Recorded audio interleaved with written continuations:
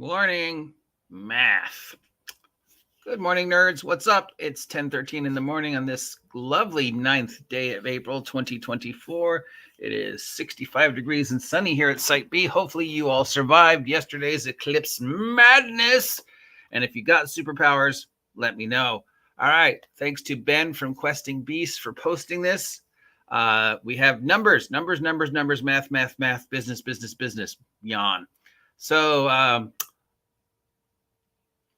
somebody has painstakingly gone through all the information for the OSR and Kickstarters for the last several years to try and sort of figure out when the OSR OGL bump really hit and compared to 5e and how well we did last year in response to the 2023 OGL disaster. So at the end of 2023, 5th edition now remember, these are non-Wizards of the Coast numbers, so don't get all upset that Wizards of the Coast is still winning, or don't get all happy that Wizards of the Coast is still winning. These are third-party 5e product. 49.8% of all role-playing Kickstarters last year, 2023, were non-Wizards of the Coast, 5e adjacent, third-party products. So that's like, Tales from the Valiant and all those other things, Dolanwood and whatever else. So non Wizards of the Coast 5e did really, really well last year. Now, as for us, the OGL, OSR, old school, whatever you want to call it, the non 5e role-playing game stuff, we did pretty good too. We did about 49%. So actually 49%. So yeah, we were equal. So coming out of the end of 2023, post OGL nonsense, we kicked major ass. You can see that we had a huge bump in 2020 because of pandemic, and 5e went down, and then 5e started catching back up, and then 5e went down, and 5e had a really great year. It looks like in 2023, again, this is not Wizards of the Coast. This is third party. Wizards of the Coast 5e, we know how well they did in 2023. They lost 100%. They lost $1 billion. Stock today is at $50. It is a share, which is $50 less than where it was a year ago today. So a year ago today, it was $100 a share. It is $50 a share today. That's just how bad Wizards of the Coast Hasbro stock is doing. So you can see that in 2014, it was all third party. Nobody knew what 5e was. And then you can see this, and then there's a raise here. Then we have the pandemic, which is a huge raise in third-party 5e and a huge raise in OGL, OSR. 2021 pandemic money. OSR actually beat 5e in 2021. 2022, we were neck and neck. And 2023, third-party 5e, just like 0.8% better than we did. So it was a pretty good year for both. It was definitely showing Wizards of the Coast that there is competition, that their behavior is being noticed, that people who still want to play 5e are turning away from Wizards of the Coast and looking at the third-party stuff and going, hey, yeah. And more people are looking at the OGL, OSR, non-5e stuff and going, this is really interesting. Now, so that's good news. Now, the bad news, of course, is a lot of this is post OGL 2023 disaster. So the question is, can we keep it going? How much money did we make last year? Obviously, the big winner, of course, was Dolanwood. And it's no surprise to anyone, at almost $2 million, it was Kelsey. Shadow Dark, it consistently said Shadow Dark was the one big winner that came out of the OGL wars. And the numbers and money prove that Dolanwood and Kelsey won. So yeah, this is about 2023. There was about 71 original D20 OGL OSR fan type products and 190 OSL or D20 OGL type products that were inspired by pre-existing. So retro clones versus absolutely original. So Kelsey would fall in here. Dolanwood would fall in here. Most of the stuff that we are familiar with would fall in here. And this stuff is like the weird, quirky, third-party, Alice is missing indie stuff. But yeah, you can see that we had a really good year in 2023 at almost 200 of the products on Kickstarter were non-Dungeons and Dragons, non-5e, as opposed to the 5e, which they had like about 600 products. But of those 600 products, very few actually hit their necessary to be considered. So proportion of funding, which is what we were looking for, you can see again, 49.8% of the third-party 5e got funded, and 34 and 13, which makes us about 4. So yeah, we were about equal. 34 plus 14, is 40 something. So yeah. Now,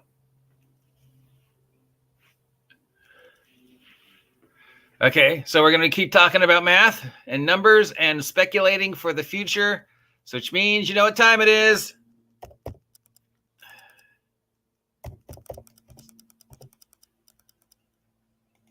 Because if you got to look at something while I'm talking about math, business, math.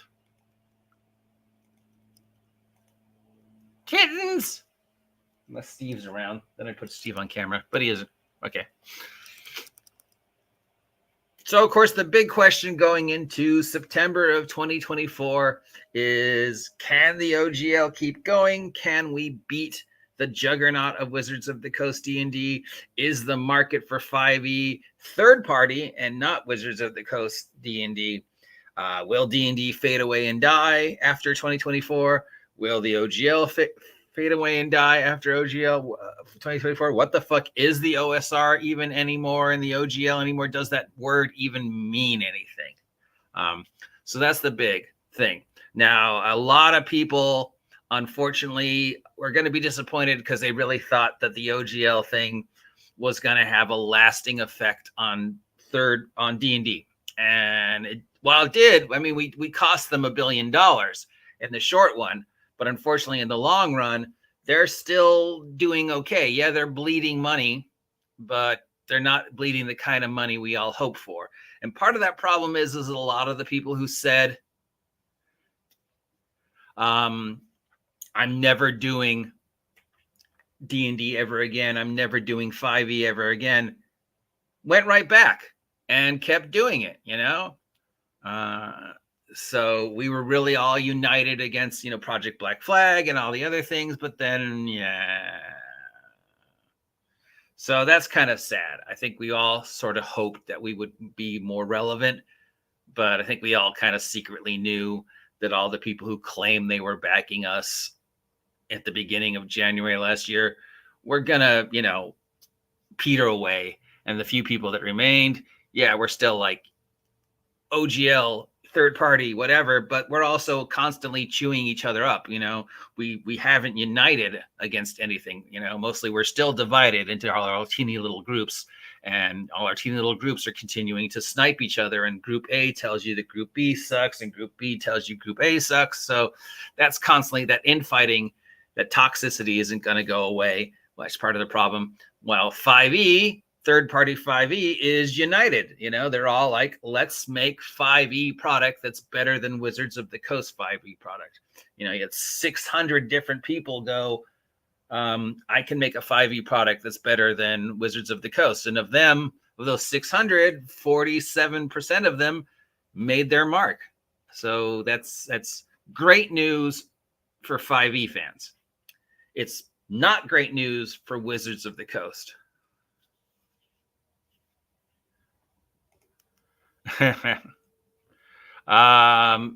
don't. Okay, I'll still play D&D even if he does get elected. And I mean, yeah, good luck moving. Nobody wants us, but okay. Real question is, when do they bring out the General Grievous figure? I don't know, but hopefully soon.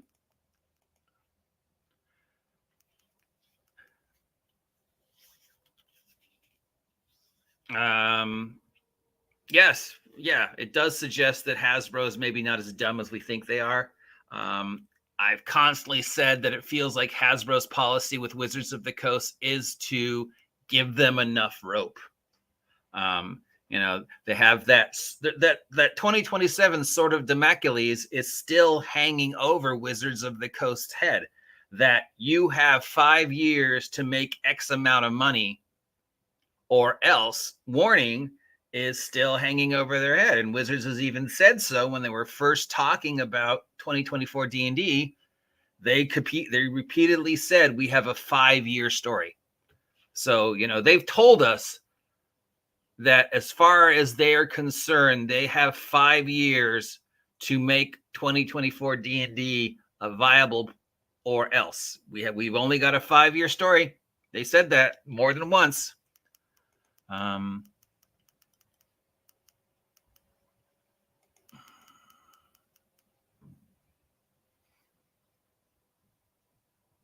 Star Wars 9, they didn't have a finished their character list in time to make figures for the tie-in because they kept rereading it. Well, that sounds about Disney. So yeah, the OSR OGL is not going anywhere. Sorry, Garaby. Sorry, all the other people who think we're dead. We're not dead. We're just scattered. We united under Kelsey and Dolanwood. They made their billions, but we haven't really united under anybody in 2024 yet. So that's But good news if you're a 5e person, and I think that's the best thing to come out of this, is third-party 5e product is doing so well.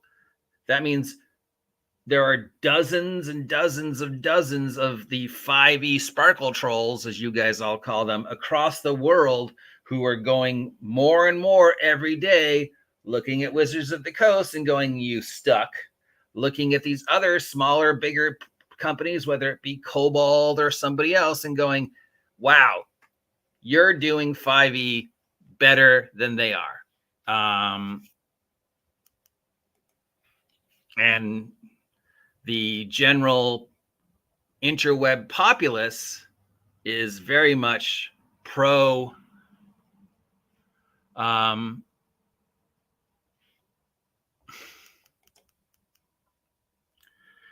no, I think Wizards, I don't know if Kelsey would jump ship. I think she's too much on our side. I mean, she's game with the Gygax people. She's got the chops, but who knows? I mean, you offer her enough money.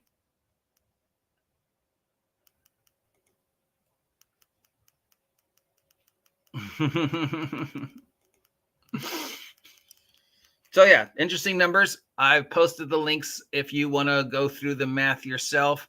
I know people are going to take away, oh, look how bad the OSR did. But no, we did good. I don't think we did as well as people wanted us to do. I mean, I know people wanted us to destroy D&D, but I think secretly there was nobody who actually thought that was going to happen. The best thing we can do, I think, is continue to convince the 5e players to come over and check out the OSR, to make them feel welcome, to go, hey, I don't care if you have green hair and you identify as a sandwich. I still wanted you to come check out this game of Villains and Vigilantes I'm playing, or this game of Ardo and Grimoire I'm playing. So come check it out. And if we can get those people to go, hey, I don't want to play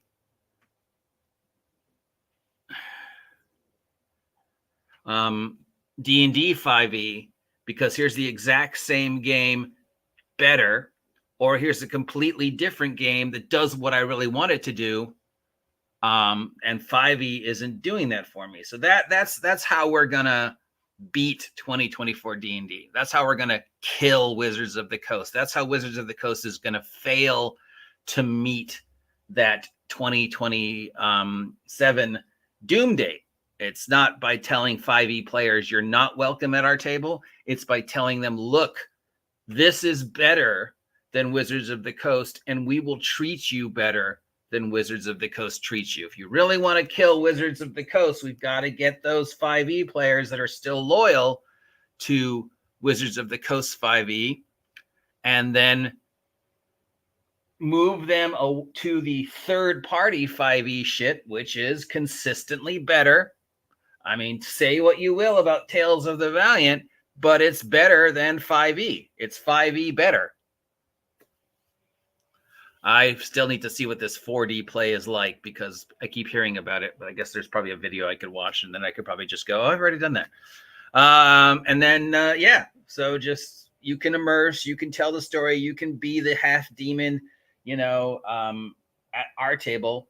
And then once they're there, then you can just next step over. Well, as long as you're playing that third party 5e, why don't you check out this Ardo and Grimoire game? Why don't you check out this Villains and Vigilantes game? Why don't you check out Wretched Vigilantes? Why don't you check out Traveler?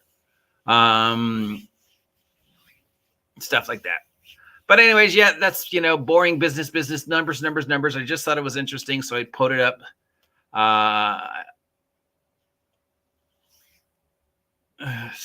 Yeah, and links are there if you want to check out the numbers on your own, because just hearing me talk about numbers is pretty boring. Yawn. Look, kittens. Oh, Zoe. Oh. All right, that's it. Have a great day. Stay safe out there, because post-apocalypse, eclipse, mutants, and stuff. Support the OSR, support the OGL, support third-party 5e, and we will do fine.